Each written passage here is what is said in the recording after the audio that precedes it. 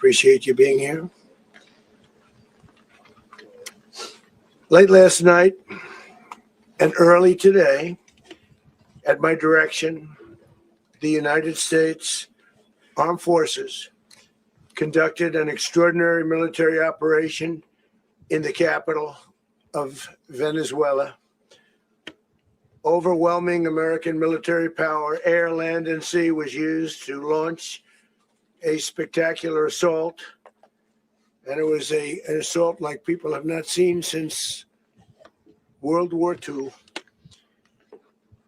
It was a force against a heavily fortified military fortress in the heart of Caracas to bring outlaw dictator Nicolas Maduro to justice.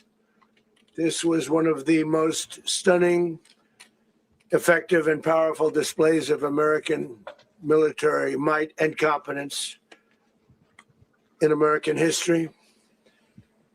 And if you think about it, we've done some other good ones, like the attack on Soleimani,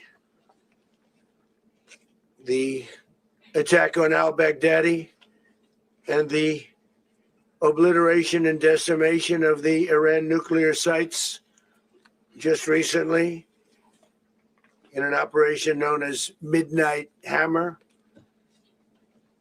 all perfectly executed and done. No nation in the world could achieve what America achieved yesterday, or frankly, in just a short period of time.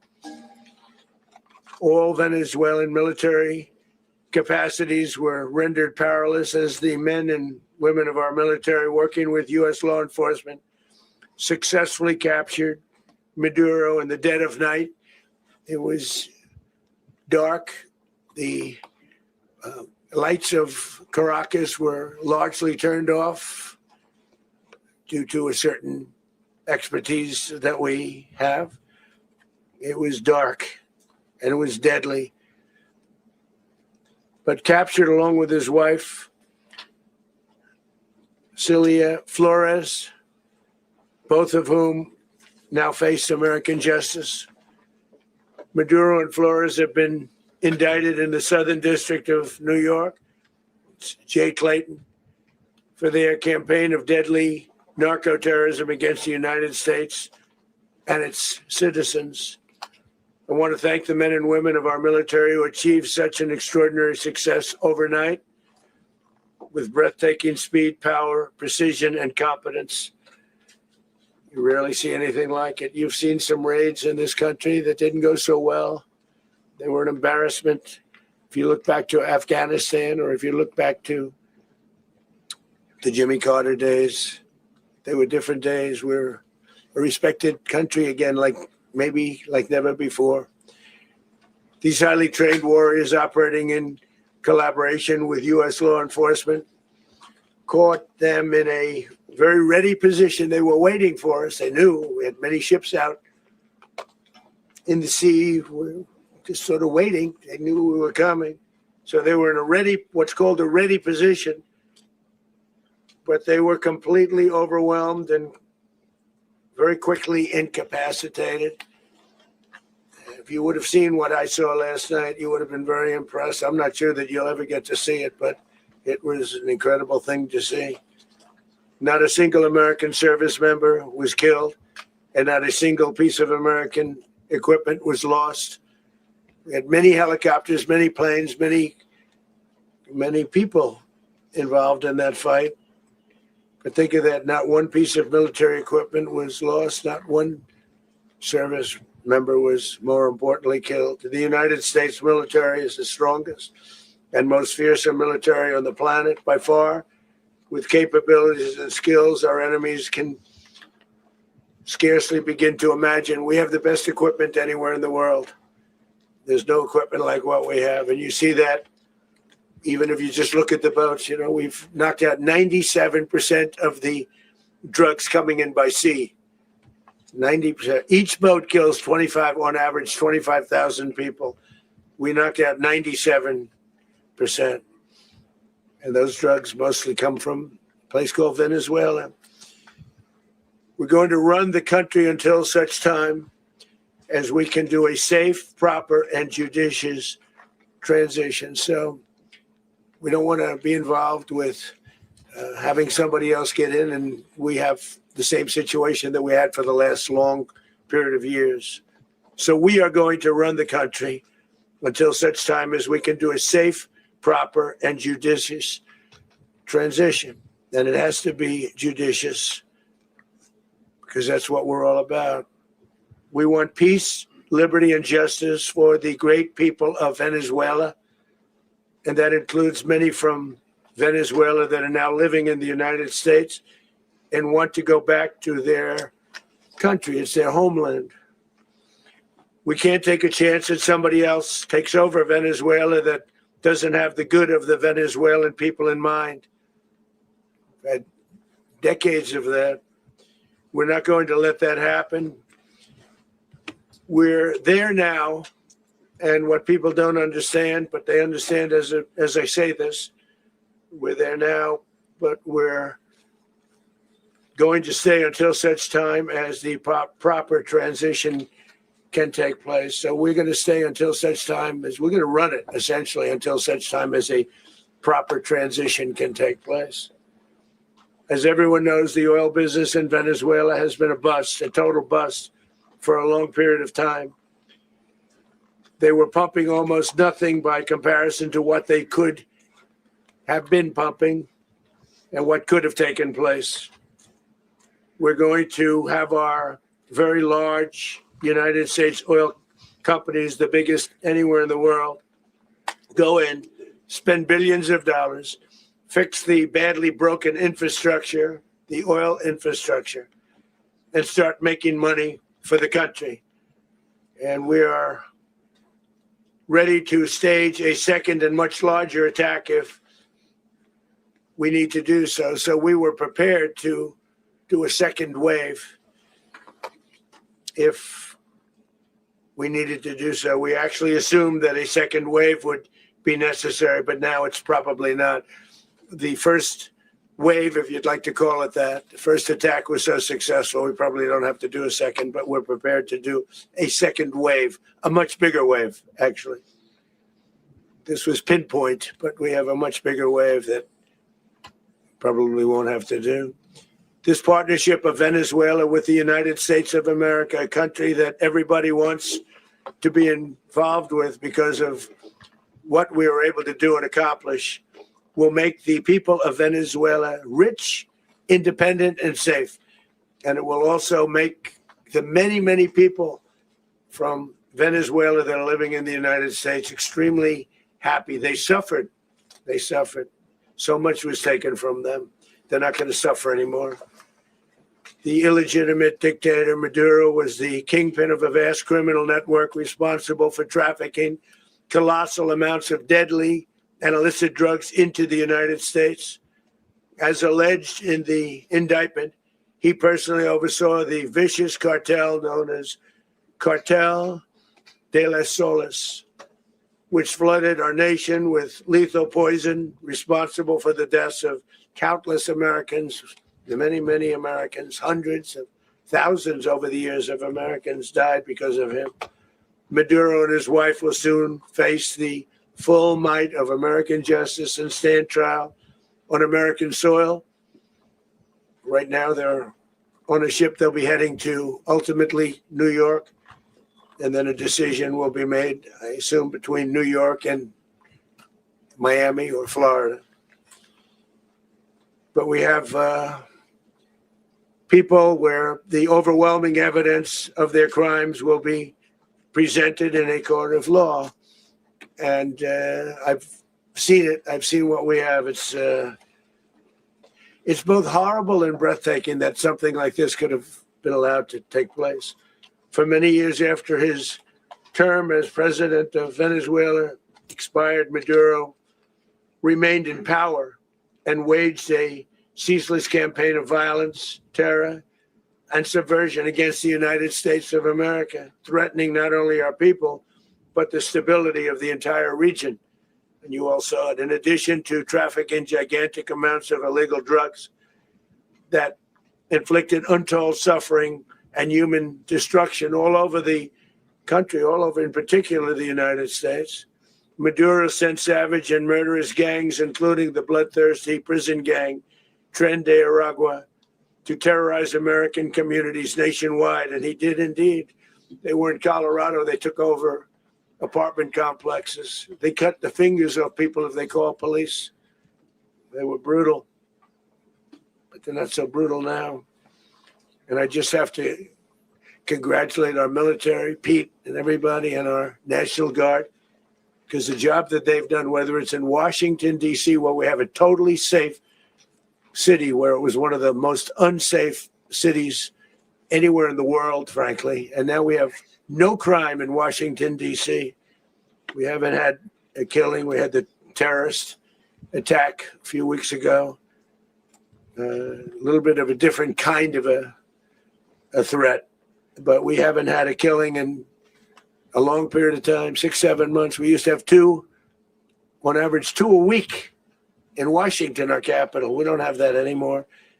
The restaurants are opening. Everyone's happy. They're going, they're walking their daughters, they're walking their children, their wives, they walk to restaurants. Restaurants are opening all over Washington, D.C. So I want to thank the National Guard. I want to thank our military, and I want to thank law enforcement. Been amazing. And they should do it with more cities. We're doing it, as you know, and we're doing it in Memphis, Tennessee right now, and crime is down. We've just sort of started a few weeks ago, but crime is down now 77%. And the governor of Louisiana called, great person, and he wanted us to help him, as you know, in a certain very nice part of Louisiana. And we have done that. It was a rough section, and we have crime down. I understand it's down to almost nothing already after 2.5 weeks. New Orleans, it's down to almost nothing. And we've only been there for 2.5 weeks. Can't imagine why governors wouldn't want us to help. We also helped, as you know, in Chicago, and crime went down a little bit there. We did a very small help because we had no working ability with the governor. The governor was a disaster, and the mayor was a disaster. But it knocked down crime. But we're pulling out of there when they need us. We'll know. You'll know. You'll be writing about it. And likewise, Los Angeles, where we saved Los Angeles early on, where the head of the police department made a statement that if the federal government didn't come in, we would have lost Los Angeles. That's long after the fires. That's when they had the riots in Los Angeles. We did a great job. Got no credit for it whatsoever, but that's okay. It doesn't matter. We don't need the credit. But we'll be pulling out when they need us. They'll call, or we'll go back if we have to. We'll go back. But we did a great job in various cities. But the place that we're very proud of is Washington, D.C., because it's our nation's capital. We took it from being a crime-ridden mess to being one of the safest cities in the country. But the gangs that they sent raped, tortured, and murdered American women and children. They were in all of the cities I mentioned, Tren de Aragua. And they were sent by Maduro to terrorize our people. And now Maduro will never again be able to threaten an American citizen or anybody from Venezuela. There will no longer be threats. For years, I've highlighted the stories of those innocent Americans whose lives were so heartlessly robbed by this Venezuelan terrorist organization. Really one of the worst. One of the worst. They say the worst. Americans like 12-year-old Jocelyn Nungari from Houston. Beautiful Jocelyn Nungari. What happened to her? They, as you know, they kidnapped, assaulted, and murdered by Tren de Aragua animals. They murdered Jocelyn and left her dead under the bridge. There was a bridge that will never be the same to so many people after seeing what happened. As I've said many times, the Maduro regime emptied out their prisons, sent their worst and most violent monsters into the United States to steal American lives. And they came from mental institutions and insane asylums. They came from prisons and jails. The reason I say both, they sound similar. Actually, prisons, a little bit more hostile, a little bit tougher. A mental institution isn't as tough as an insane asylum, but we got them both. They sent from their mental institutions. They sent from their jails, prisons. They were drug dealers. They were drug kingpins. They sent everybody bad into the United States, but no longer. And we have now a border where nobody gets through. In addition, Venezuela unilaterally seized and sold American oil, American assets, and American platforms, costing us billions and billions of dollars. They did this a while ago, but we never had a president that did anything about it. They took all of our property. It was our property. We built it. And we never had a president that decided to do anything about it. Instead, they fought wars that were 10,000 miles away. We built Venezuela oil industry with American talent, drive, and skill. And the socialist regime stole it from us during those previous administrations, and they stole it through force. This constituted one of the largest thefts of American property in the history of our country. Considered the largest theft of property in the history of our country. Massive oil infrastructure was taken like we were babies, and we didn't do anything about it. I would have done something about it. America will never allow foreign powers to rob our people or drive us back into and out of our own hemisphere. That's what they did.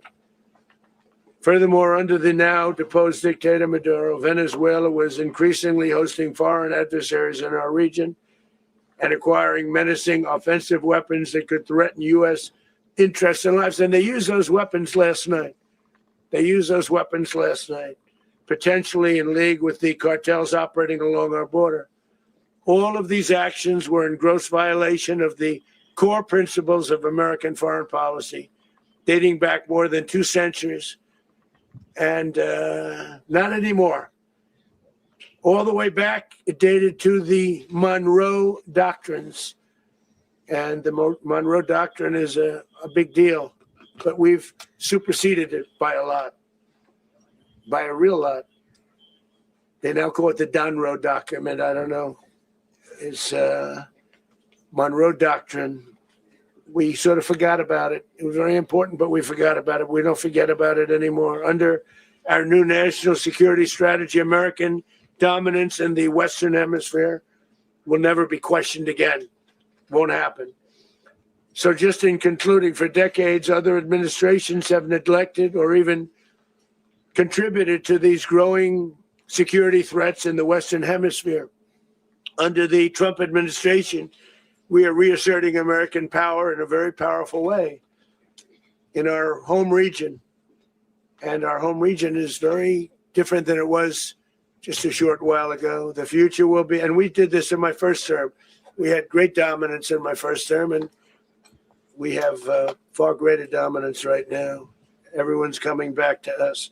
The future will be determined by the ability to protect commerce and territory and resources that are core to national security. These are core to our national security. Just like tariffs are, they've made our country rich, and they've made our national security stronger than ever before. But these are the iron laws that have always determined global power. And we're going to keep it that way. We will secure our borders. We will stop the terrorists. We will crash the cartels, and we will defend our citizens against all threats, foreign and domestic.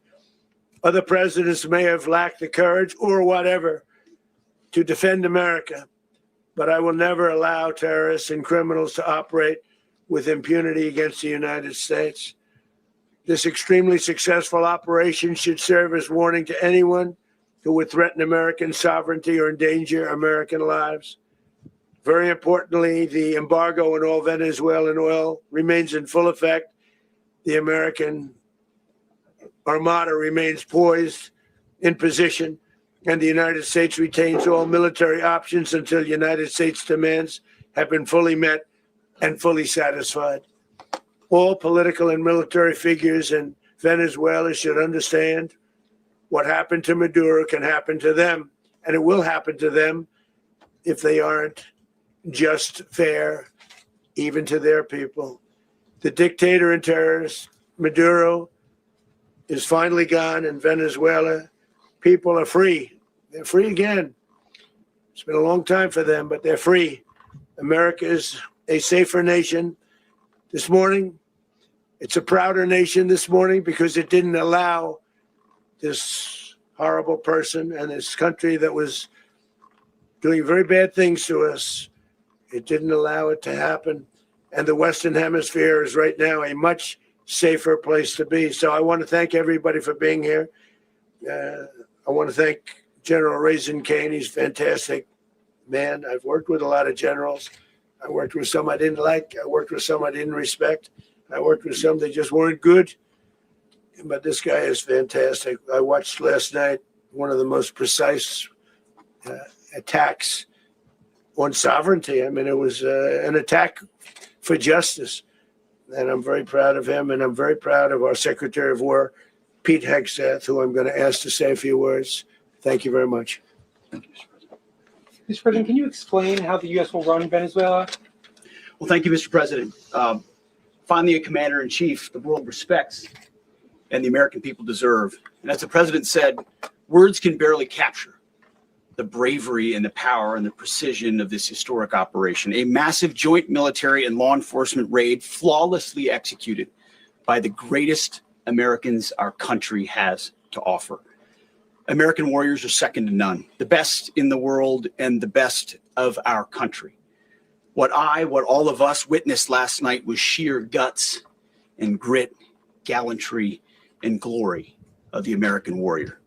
I'm simply humbled by such men. And I tip my hat to our chairman, Dan Raising Cane, and all those Americans who stood watch last night. Our warriors are the elite of America. And again, President Trump has your back. No other country on planet Earth, and it's not even close, could pull this kind of operation off. And no other president has ever shown this kind of leadership, courage, and resolve, the most powerful combination the world has ever seen. As the president said, our adversaries remain on notice. America can project our will anywhere, anytime. The coordination, the stealth, the lethality, the precision, the very long arm of American justice, all on full display in the middle of the night. Nicolas Maduro had his chance, just like Iran had their chance, until they didn't and until he didn't. He effed around and he found out. President Trump is deadly serious about stopping the flow of gangs and violence to our country. Deadly serious about stopping the flow of drugs and poison to our people. Deadly serious about getting back the oil that was stolen from us. And deadly serious about reestablishing American deterrence and dominance in the Western Hemisphere. This is about the safety, security, freedom, and prosperity of the American people. This is America first. This is peace through strength. And the United States War Department is proud to help deliver it. Welcome to 2026. And under President Trump, America is back. I'd like to welcome now our Chairman Raising Cane, to give a few more details about the operation. Mr. Chairman. Thank you, Mr. Secretary. Thank you, Mr. President, and good morning. Last night, on the order of the President of the United States and in support of a request from the Department of Justice, as the President said, the United States military conducted an apprehension mission in Caracas, Venezuela, to bring to justice two indicted persons, Nicolas and Cecilia Maduro. This operation, known as Operation Absolute Resolve, was discreet, precise, and conducted during the darkest hours of January 2nd, and was the culmination of months of planning and rehearsal, an operation that, frankly, only the United States military could undertake. What I'd like to do this morning is talk to you through some of the preparation and the details without compromising any of our tactics, techniques, and procedures. There is always a chance that we'll be tasked to do this type of mission again. Our interagency work began months ago and built on decades of experience of integrating complex air, ground, space, and maritime operations. While the past 2 decades have honed the skills of our special operations forces, this particular mission required every component of our joint force, with soldiers, sailors, airmen, Marines, and Guardians working in unison with our intelligence agency partners and law enforcement teammates in an unprecedented operation.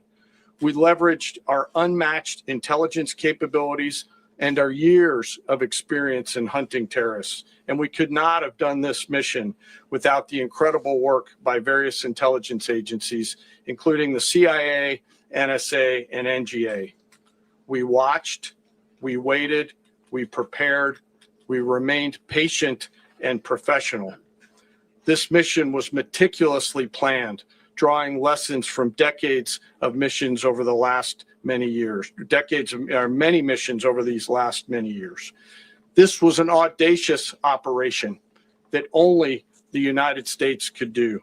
It required the utmost of precision and integration within our joint force.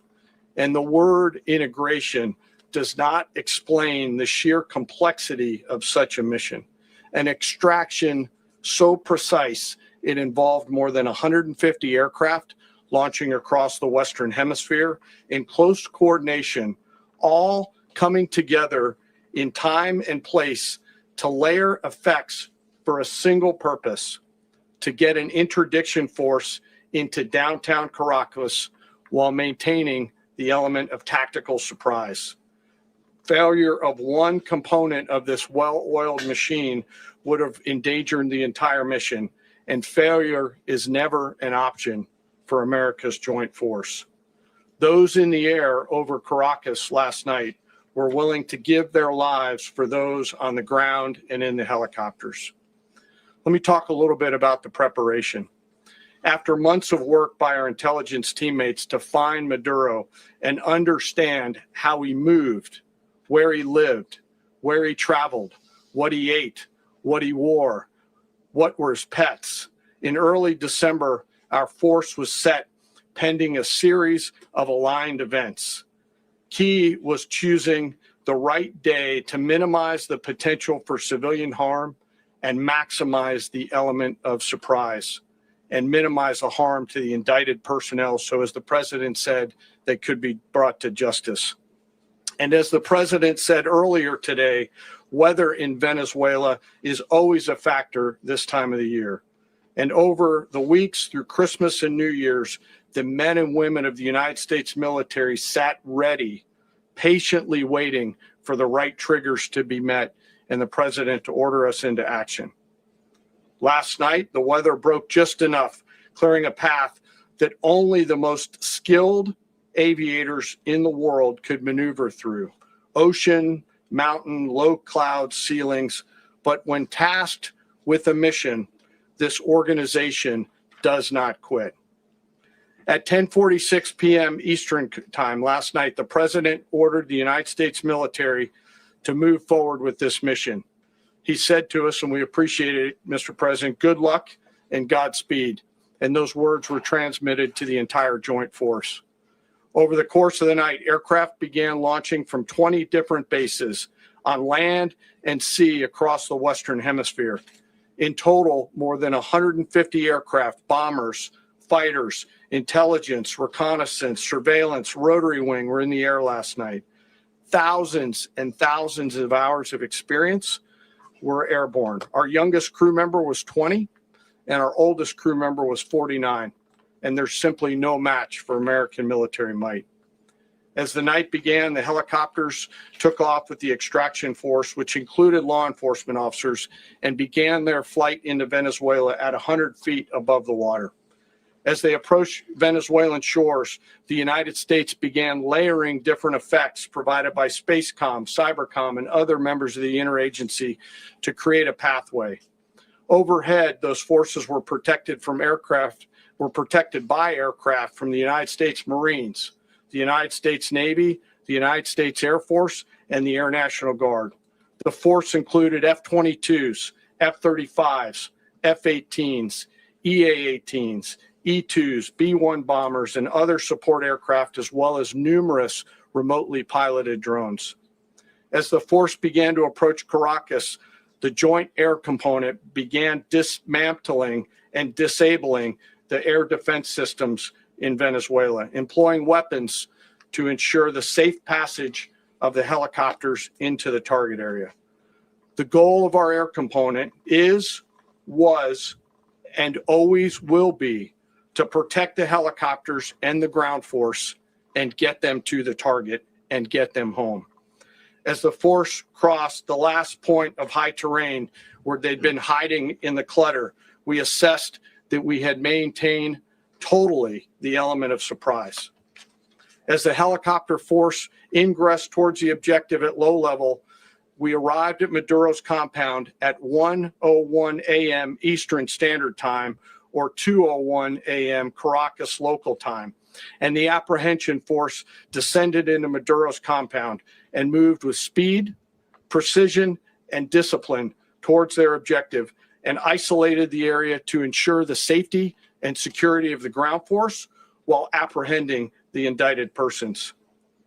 On arrival into the target area, the helicopters came under fire, and they replied with that fire with overwhelming force and self-defense. One of our aircraft was hit, but remained flyable, and as the president said earlier today, all of our aircraft came home, and that aircraft remained flyable during the rest of the mission. As the operation unfolded at the compound, our air and ground intelligence teams provided real-time updates to the ground force, ensuring those forces could safely navigate the complex environment without unnecessary risk. The force remained protected by overhead tactical aviation. Maduro and his wife, both indicted, gave up and were taken into custody by the Department of Justice, assisted by our incredible U.S. military with professionalism and precision, with no loss of U.S. life. After securing the indicted persons, the force began to prep for departure. Helicopters were called in to exfiltrate the extraction force, while fighter aircraft and remotely piloted aircraft provided overhead coverage and suppressive fire. There were multiple self-defense engagements as the force began to withdraw out of Venezuela. The force successfully exfiltrated and returned to their afloat launch bases, and the force was over the water at 3:29 a.m. Eastern Standard Time with indicted persons on board. And both Maduro and his wife were embarked aboard the USS Iwo Jima. In closing, what we've witnessed today is a powerful demonstration of America's joint force. We think, we develop, we train, we rehearse, we debrief, we rehearse again and again, not to get it right, but to ensure that we cannot get it wrong.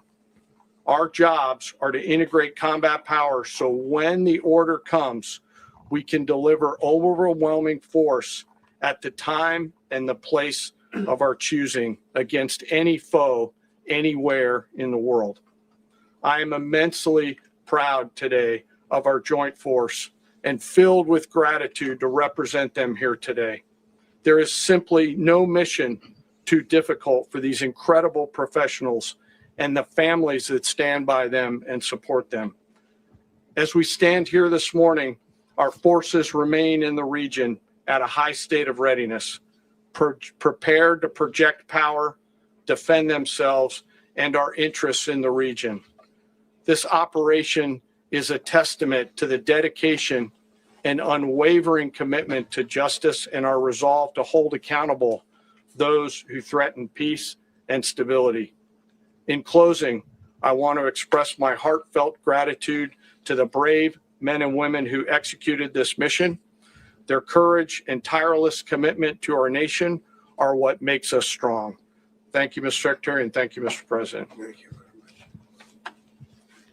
much. Well, I don't have much to add to what you've heard now, other than the following points. Nicolas Maduro was indicted in 2020 in the United States. He is not the legitimate president of Venezuela. That's not just us saying it. The first Trump administration, the Biden administration, the second Trump administration, none of those three recognized him. He's not recognized by the European Union and multiple countries around the world. He is a fugitive of American justice with a $50 million reward, which I guess we saved $50 million. And We should make sure. Yeah, exactly. But Don't let anybody claim it. Nobody deserves it but us. But I want to be clear about one thing. Nicolas Maduro had multiple opportunities to avoid this. He was provided multiple very, very, very generous offers and chose instead to act like a wild man, chose instead to play around. And the result is what we saw tonight. The other message here is the following. You have a guy, like many people around the world, they like to play games. You have a guy who decides he's going to invite Iran into his country, is going to, do the confiscation of American oil companies, is going to flood our country with gang members, is going to take Americans prisoner and try to hold them for hostage and trade them like he was able to do with the Biden administration. Basically likes to play games all this time and thinks nothing's going to happen. And I hope what people now understand is that we have a president. The 47th president of the United States is not a game player. When he tells you that he's going to do something, when tells you he's going to address a problem, he means it. He actions it. I can tell you, I've watched this process now for 14, 15 years, been around it. Everybody talks. I'm going to do this. I'm going to do that. When I get there, we're going to do this. We're going to take. This is a president of action. Like, I don't understand yet how they haven't figured this out. And now, if you don't know, now you know. Because this is the way it's going to play out. And I think people need to understand that this is not a president that just talks and does letters and press conferences. And, if he says he's serious about something, he means it. And this is something that was a direct threat to the national interest of the United States. And the president addressed it. There's a president of peace, by the way. I told you what I just said earlier. This guy had multiple opportunities to find his way somewhere else and figure out another. He could have been living somewhere else right now, very happy. But instead, he wanted to play big boy. And so now, he's got other sets of problems on his hands. And but I think the message here should be for the world. Look, the president doesn't go out looking for people to pick fights with. He's not generally wants to get along with everybody. We'll talk and meet with anybody, but don't play games. Don't play games with this president's in office because it's not going to turn out well. And so I hope that I guess that lesson was learned last night, and we hope it'll be instructive moving forward. Is that a message for Cuba? Mr. President. Mr. President. Mr. President. Mr. President. Mr. President. Mr. President. You said that the U.S. is going to run Venezuela. So who's in power right now? Well, we're going to be running it with a group, and we're going to make sure it's run properly. We're going to rebuild the oil infrastructure, which will cost billions of dollars. It'll be paid for by the oil companies directly. They will be reimbursed for what they're doing, but it's going to be paid. And we're going to get the oil flowing the way it should be. As you know, it was just a minor flow. It was actually a minor flow for what they have. But we're going to run it properly, and we're going to make sure the people of Venezuela are taken care of. We're going to make sure the people that were forced out of Venezuela by this thug are also taken care of. Mr. President. Mr. President. Mr. President. President, does the U.S. running the country mean that U.S. troops will be on the ground? How will that work? Well, they always say boots on the ground. So we're not afraid of boots on the ground if we have to have. We had boots on the ground last night at a very high level, actually. We're not afraid of it. We don't mind saying it. But we're going to make sure that country is run properly. We're not doing this in vain. This is a very dangerous attack. This is an attack that could have gone very, very badly. Could have gone very badly. We could have lost a lot of people last night. We could have lost a lot of dignity. We could have lost a lot of equipment. The equipment is less important, but we could have lost a lot. And we're going to make sure that this is proper. We're there now. We're ready to go again if we have to. We're going to run the country right. It's going to be run very judiciously, very fairly. It's going to make a lot of money. We're going to give money to the people. We're going to reimburse people that were taken advantage of. We're going to take care of everybody. It's very important. We couldn't let them get away with it. They stole our oil. We built that whole industry there, and they just took it over like we were nothing. And we had a president that decided not to do anything about it. So we did something about it. We're late, but we did something about it. Yeah, please. Mr. President, can you explain the exact mechanism by which you're going to run the country? Are you going to designate a U.S. official to coordinate? It's all being done right now. We're designating people. We're talking to people. We're designating various people, and we're going to let you know who those people are. Mr. President. What's the group you mentioned that would run Venezuela? Well, it's largely going to be for a period of time the people that are standing right behind me. We're going to be running it. We're going to be bringing it back. It's a dead, I talk about a dead country. A year and a half ago, we were a dead country. Now we're the hottest country anywhere in the world. We're a country doing better than any country anywhere in the world. And it required leadership. Venezuela has a lot of bad people in there, a lot of bad people that shouldn't be leading. We're not going to take a chance that one of those people take over for Maduro. So you can look at, and others, we have fantastic people, including people in the military. So we're going to have a group of people running it until such time as it can be put back on track, make a lot of money for the people, and give people a great way of life, and also reimbursement for people in our country that were forced out of Venezuela. Mr. President, Rubio would be. you said earlier today that you weren't going to back Machado to come back and be the opposition leader in your Fox and Friends interview. And then you also mentioned the vice president of Venezuela. Are you going to work with the vice president of Venezuela, or how do you foresee the relationship Well, I going? understand she was just sworn in, but she was, as you know, picked by Maduro. So Marco's working on that directly. He just had a conversation with her, and she's essentially willing to do what we think is necessary to make Venezuela great again. Very simple. Mr. President, Colombian President Gustavo Petro, a couple weeks ago, he said he's got to watch his ass. And today he said he's not concerned about anything happening to him in the aftermath of this operation. So just what your message is Well, about he that. has cocaine mills. He has factories where he makes cocaine.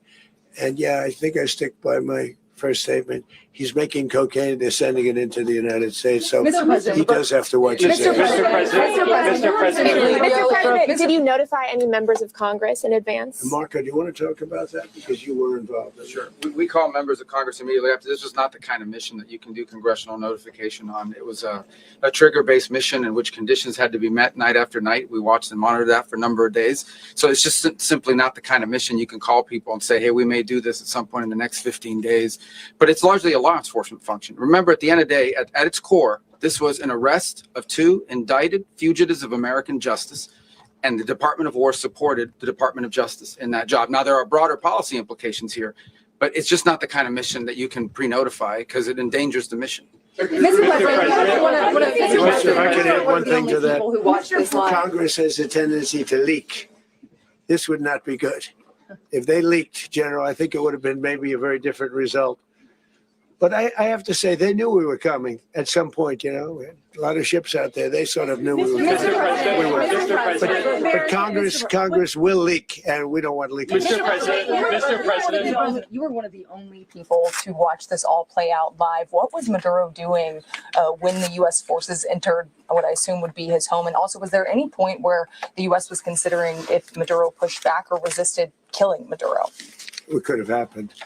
It could have happened. He was trying to get into a safe place. The safe place is all steel. And he wasn't able to make it to the door because our guys were so fast. They went through the opposition so fast. And there was a lot of opposition. People were wondering, do we get them by surprise? Sort of surprised, but they were waiting for something. It was a lot of opposition. There was a lot of gunfire. You saw some of it today. But he was trying to get to a safe place, which wasn't safe because we would have had the door blown up in about 47 seconds, they say on average, regardless of how thick the steel was. It was a very thick door. It was a very heavy door, but he was unable to get to that door. He made it to the door. He was unable to close it. So where's Maduro going to be?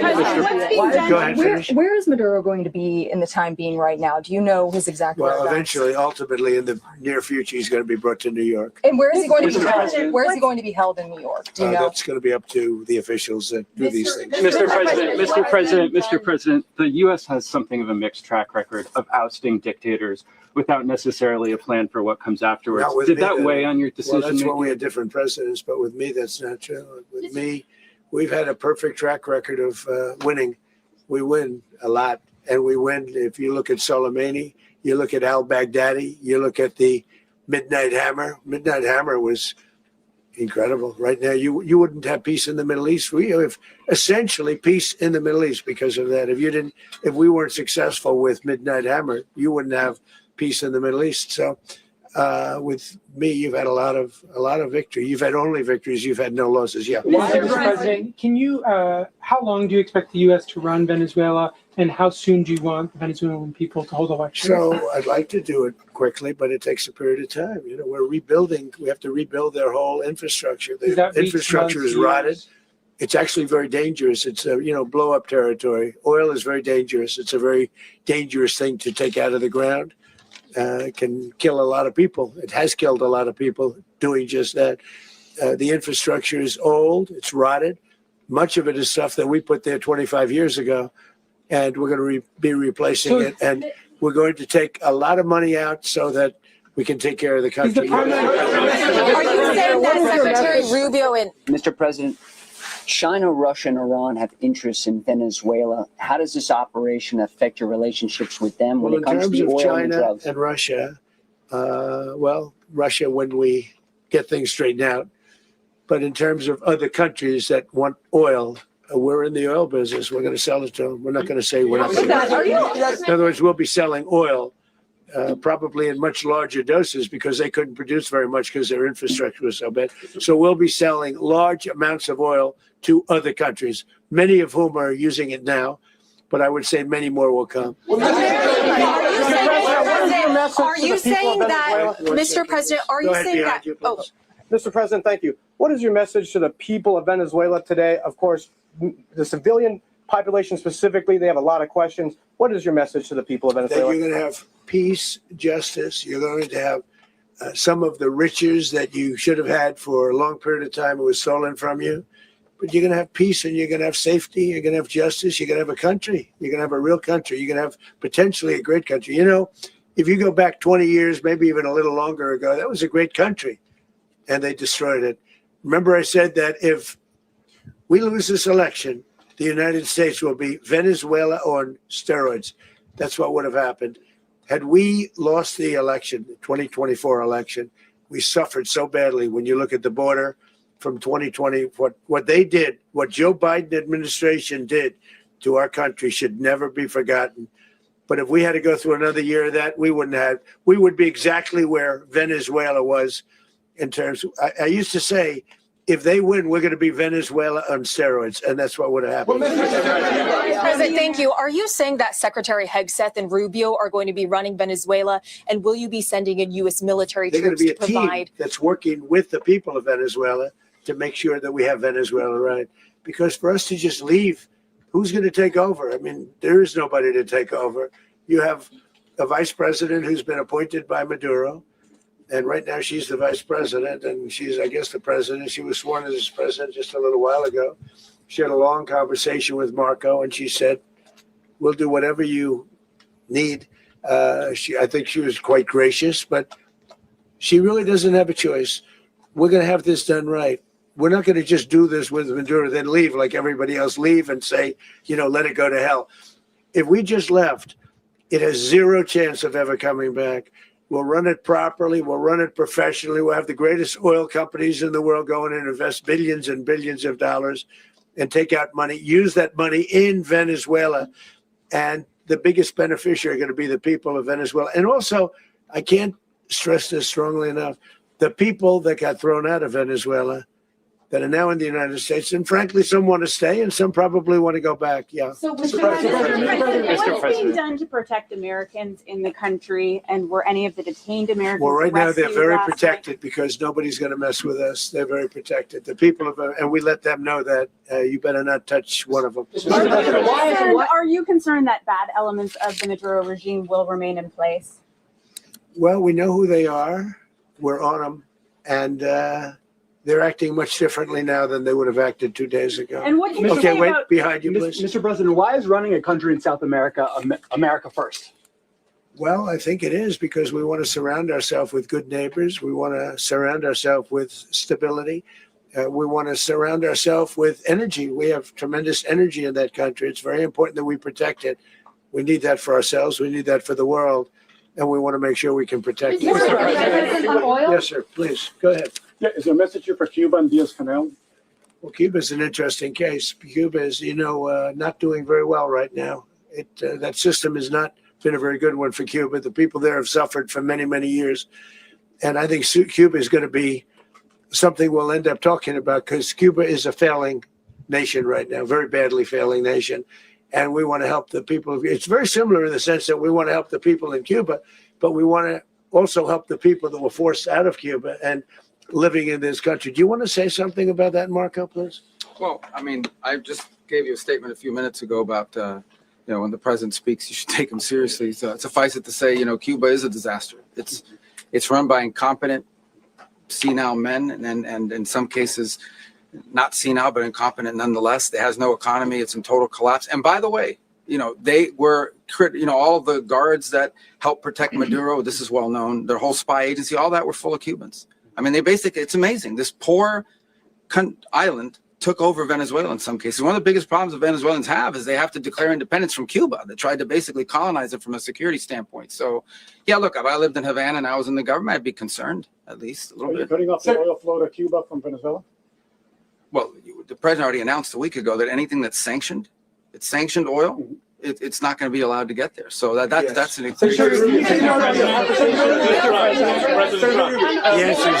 answer is yes. Mr. President. Is the U.S. aware of the location of opposition leader Machado, and have you been in contact with her? No, we haven't. Really, no, we haven't. Mr. President, on Monday. Oh, I think it would be very tough for her to be the leader. She doesn't have the support within or the respect within the country. She's a very nice woman, but she doesn't have the respect. Mr. President, Is it possible that the U.S. ends up administrating Venezuela for years? You know, Well, you know, it won't cost us anything because the money coming out of the ground is very substantial. So it's not going to cost us so the U.S. anything. isn't going to dedicate We any will. money to.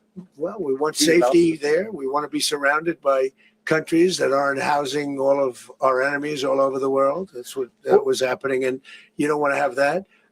But we're going to be rebuilding, and we're not spending money. The oil companies are going to go in. They're going to spend money. We're going to take back the oil that, frankly, we should have taken back a long time ago. A lot of money is coming out of the ground. We're going to get reimbursed for all of that. We're going to get reimbursed for everything that we spend. So it's going to be a very important. This is a very big evening that took place last night. We have to be surrounded by safe, secure countries. And we also have to have energy, very important. We have to have energy that's real energy, not where they're getting 4% and 5% of the energy out of the ground. You take a look, it was such a disaster. So what's going to happen with Venezuela, I think, over the next period of a year is going to be a great thing. And the people of Venezuela will be the biggest beneficiaries. Mr. President, U.S. military. Mr. President, thank you. What did you last speak to Maduro about when you spoke? And is the Well, US I don't want to at get war into with the Venezuela? conversations, but I did have conversations with him, and I said, you got to surrender. And I actually thought he was pretty close to doing so, but now he wished he did, yeah. Mr. President, can you explain, you said that Maduro is responsible for drug trafficking. You recently pardoned the former president of Honduras who was convicted on many drug trafficking. Can you explain how these two situations are different? And would you ever pardon Maduro? I endorsed, as you know, the winning president, the man who won in Honduras. I endorsed the man who won in Chile. I endorsed the man who won in Argentina. And we are doing very well with that whole group. What the man that I pardoned was, if you could equate it to us, he was treated like the Biden administration treated a man named Trump. That didn't work out too well for them. This was a man who was persecuted very unfairly. He was the head of the country. He was persecuted very unfairly. And there are a number of them. And we felt that it was a very unfair situation that happened to him. He's also a party member of the man who won. So obviously the people liked what I did. And one of the reasons that was done is because of the fact that the party in power felt very strongly that that man was treated very badly. I studied it very quickly, and then I studied it in great detail. I went to a lot of the people standing behind me, and they felt that that man was persecuted and treated very badly. That's why I gave him a pardon. Mr. President, you referenced boots on the ground earlier. Can you just sort of button this up? Do you envision the U.S. military having a presence in Venezuela as the U.S. runs that country? No, we're going to have a presence in Venezuela as it pertains to oil, because we have to have, we're sending our expertise in. So you may need something, not very much. But no, we're going to be taking out a tremendous amount of wealth out of the ground. And that wealth is going to the people of Venezuela and people from outside of Venezuela that used to be in Venezuela. And it goes also to the United States of America in the form of reimbursement for the damages caused us by that country. So I want to thank you all very much. Thank you. Do you have one? Yes, please. You were so nice before. I'm going to give you the final question. Go Thank ahead. you, Mr. Unless it's a President. bad question, in It's which about case I'll Putin. go one more. It's about who? It's about Putin, if you want. About Putin. Well, Okay. that's always nice. You had a phone. About Putin. You had a phone call with him Yeah. on Monday. Did he talk at all about Maduro? Did y'all talk about this? No, we didn't. And We then- never spoke about Maduro. Are you mad at him right now? I mean, there's this I'm not intelligence. thrilled with Putin. I'm not thrilled with Putin. He's killing too many people. There was that I intelligence. thought that would be so. I settled 8 1/4 war. You know what the 1/4 was? Thailand and Cambodia. I did it again. They broke out, and I did it in about 5 hours, and I settled it. I'm giving myself 1/4, so I'm up to now 8 1/4. In other words, I settled the war, but then they broke out. They had a pretty bad breakout over the last 4 days. I got them to go back to peace. So I only give 1/4. I thought the easiest one would be, one of the easier ones would be Russia, Ukraine. It's not. And they both have done some pretty bad things. And look, that's Biden's war. That's not my war. But I want to stop the lives. Did you see where last month, 30,000, it was 27,000 the month before. 30,000, mostly soldiers, were killed this last month. 30,000. I want to stop that. You know, I got NATO to pay 5% instead of the 2% that they weren't paying. They weren't paying 2, now they pay 5. And we send them a lot of munitions. We send them a lot of things, missiles and various other things, a lot. And they pay. The United States is not losing money. We're probably making money on that. It's the last thing I care about. I just want to stop all those people. We're losing 25, 30,000 human beings that come from 2 places that are very far away. But if I can stop, because it's something I've been pretty good at doing, deals, I guess. It's all a deal. Life is a big deal. But if I can stop that war and stop 30,000 young people, in addition to the fact that people are being killed in Kiev, people are being killed in other cities throughout, you know, a much smaller number, but they're being killed, viciously killed. So I'm not happy about it. I thought that would be something that would get solved. We have Mr. Witkoff here. I think that we're making progress, but that's a war that should have never happened. If I were president, it would have never happened. Putin says it. Everybody says it. If I were president, that would have never happened. But I inherited that war. That was Joe Biden, Zelensky, and Putin. I came into the situation, and it's a mess. And I will say this. I watched an operation last night that was so precise, that was so brilliant. I mean, it was incredible.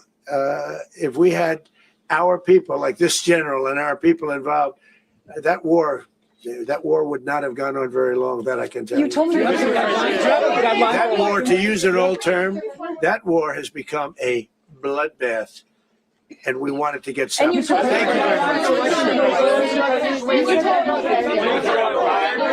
Are you concerned a rogue Venezuelan general to take over the country? Can you talk about your conversation with the vice president?